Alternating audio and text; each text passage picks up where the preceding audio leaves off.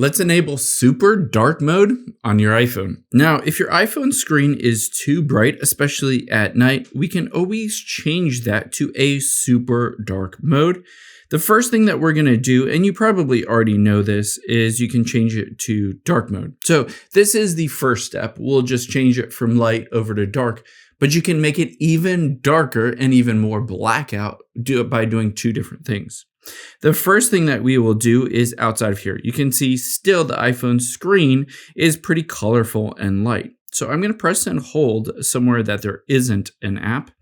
And in here, I can always set all of these app icons either to dark mode, or I personally like to tap on clear and then go to dark. So it has darkened all of those iPhone apps in addition to all of these menus. However, we can get it even darker than this if we wanted to.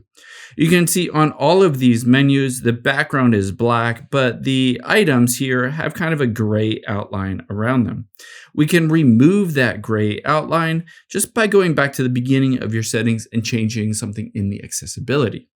So let's go into your accessibility, and within here, you'll be able to see at the very bottom, this is how we change the colors and the look and the feel of your iPhone.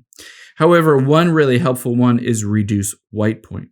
Now, if I turn this on, it might default to 25%, and you can see if I change this, it makes everything a bit darker. However, I can bump this up if I wanted to, and you can see all of those background items kind of start to disappear. And if I hop out of here again, it turns everything super muted and dark. Even my photos, again, muted and dark. This is especially good when it's nighttime and you don't want it glaring in your eyes.